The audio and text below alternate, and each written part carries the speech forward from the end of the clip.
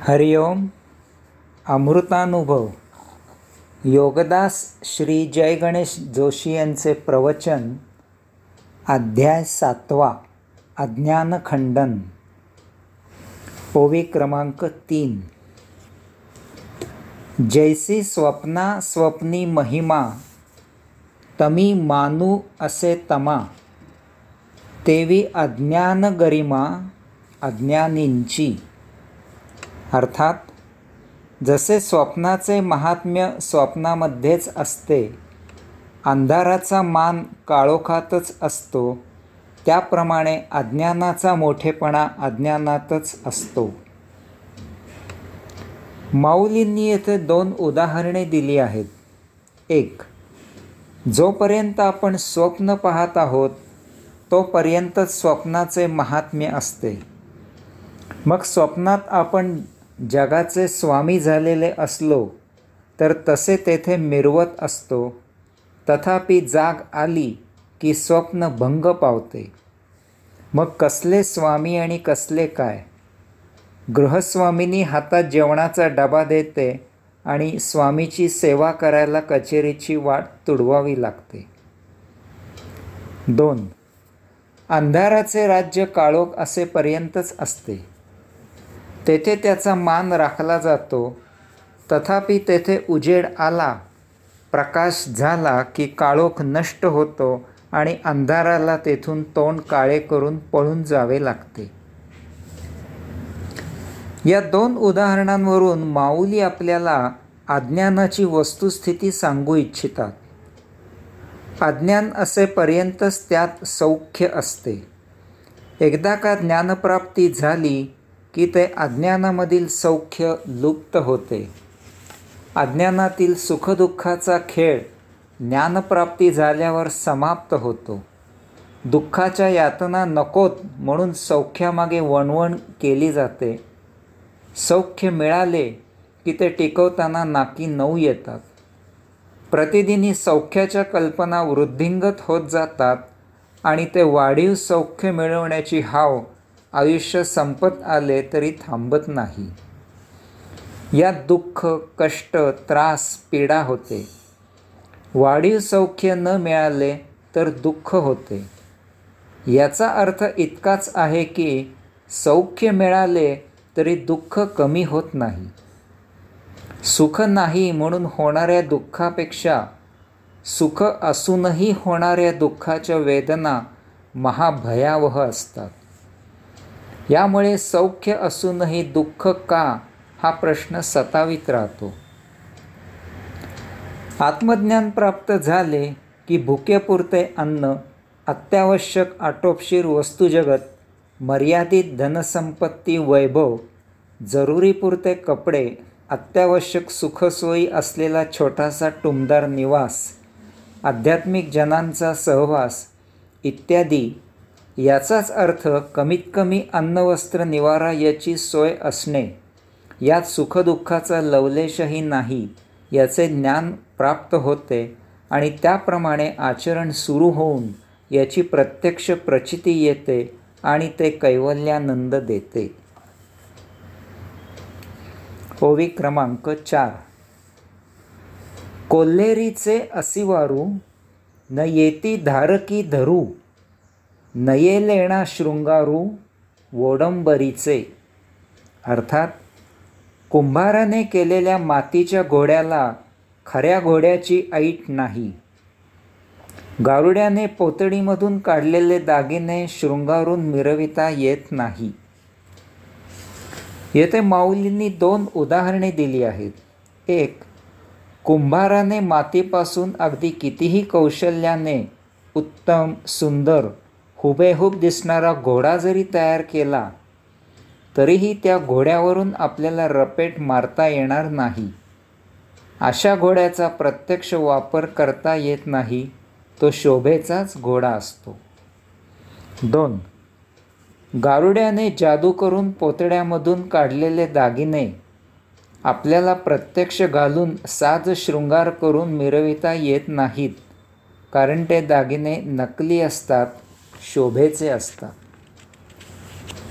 याचप्रमाणे अज्ञानाने आपल्याला जीवन जगता येत नाही. आपण आयुष्य जगू शकतो, कारण अज्ञान कुंभाराच्या घोड्यासारखे, गारुडाच्या दागिन्यांसारखे असत्य, नकली, बेगडी, अशाश्वत असते. त्याचा उपयोग करून आपण भौतिकाचा उपभोग घेतो. यामुळे आपण सुखदुःखाच्या खाईत कायम जगत राहतो. आपल्याला कधीही आनंद मिळत नाही, स्वास्थ्य मिळत नाही, समाधान, तृप्ती मिळत नाही. यामुळे आपण जीवन जगत नाही. अज्ञानामुळे आपण भौतिक वस्तुजगताच्या कच्छपी लागतो. भौतिक वस्तुजगत कितीही मोहक, आकर्षक, विलोभनीय असले तरीही ते मातीच्या घोड्याप्रमाणे कुचकामी असते. ते तेवढ्यापुरतेच शोभा देणारे असते, शाश्वत नसते, नित्य बदलत असते. आजचे उद्याला जुने होते, आपणही जुने होत असतो. सतत नाविन्याच्या मागे धावावे लागते. आपण त्याचा परम आनंद घेऊ शकत नाही. दुःख मात्र नक्की होते. त्यातून ते जरी आयुष्यभर वापरले तरी देह सोडताना ते येथेच ठेवून जावे लागते. सर्वसाधारण अनुभव असा आहे की पुढील पिढी या आयते मिळालेल्या संपत्तीची नको तशी विल्हेवाट लावते, कारण ते त्या त्या काळाला अनुरूप नसते. आपण शून्य असल्यास भावनाविवश न होता आपल्याला आपल्याच हयातीत त्याची विल्हेवाट लावावी लागते. याचे जीवित असतानाच दुःख होते. संसारच काय, कोणतीही गोष्ट मांडताना अति उत्साह असतो, परंतु ती आवरताना नाकी नऊ येतात. यामुळे भौतिक वस्तुजगत कधीही पूर्ण समाधान देऊ शकत नाही. हे अज्ञानामुळे घडते. तसेच भौतिक वस्तुजगत गारुड्याच्या पोतडीप्रमाणे कितीही मिळाले, त्यात कितीही विविधता असली, वैचित्र्य असले तरी त्यामुळे नेहमी तात्पुरते, तेवढ्यापुरतेच समाधान मिळते. कितीही मिळाले तरी जगतात न मिळालेले नेहमीच कितीतरी पट जास्त असते. त्याची हाव सदा असते. कोठे थांबावे याचा पोच आपल्याला राहत नाही. यामुळे समाधान आणि तृप्ती कधीही मिळत नाही. भौतिकाच्या कच्छपी कधीही लागू नये, यासाठी अध्यात्म, सत्संग याला अन्य पर्याय नाही.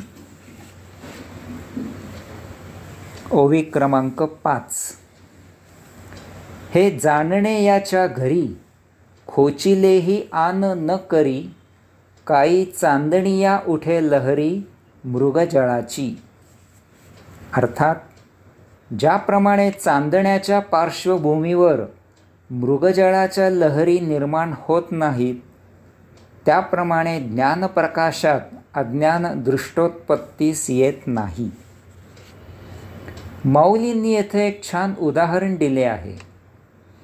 भर दिवसा कडक उन्हात हवेतल्या हवेत प्रकाशाच्या लहरी निर्माण होतात.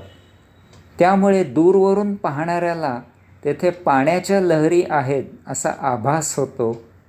यालाच आपण मृगजळ असे म्हणतो. यामुळे पाण्याच्या आशेने तेथे जाणाऱ्या मृगाचा भ्रमनिरास होतो. हा आभास चंद्राच्या शीतल चांदण्यात निर्माण होत नाही. त्यासाठी दिवसाचे कडक ऊनच असावे लागते.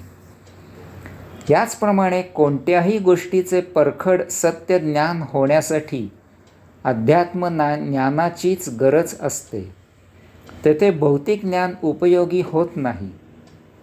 भौतिक ज्ञान मृगजळाप्रमाणे भ्रामक, असत्य, अशाश्वत असते आणि ते उपभोगांच्या गर्तेत नेते. तेथे सप्तरिपू ठाण मांडतात आणि त्यांची आशा नावाची जननी आपल्याला त्यात जन्मभर अडकवून रुतवून ठेवते. त्यामुळे आपण सदा असमाधानी आणि अतृप्त राहतो. यामुळे अशा या दुःखात लोटणाऱ्या भौतिक ज्ञानाला अध्यात्मात अज्ञान असेच म्हटले जाते. माऊली उपदेश करू इच्छितात की यास्तव भौतिकाचा उपयोग देहधर्मापुरताच करावा आणि अध्यात्म सत्संग या योगे आपले हे अतिसुंदर जीवन सदा कैवल्यानंदी जगावे. हरिओम.